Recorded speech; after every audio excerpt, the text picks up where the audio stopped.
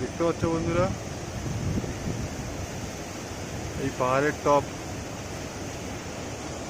এটা তো আর দেখে লাভ নেই, একদম সোনায় সোহাগা, বরফ জমে আছে। এই সব ওটা হচ্ছে পাহাড়ের নিচ থেকে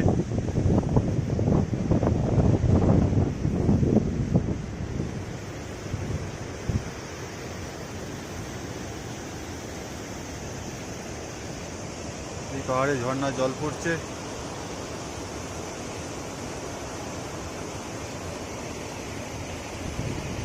এখনো বাকি আছে সেই মাথায় উঠতে।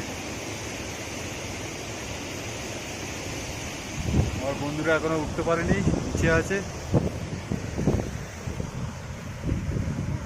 কেমন আছেন? আশা করি ভালোই আছেন, আমিও ভালো আছি।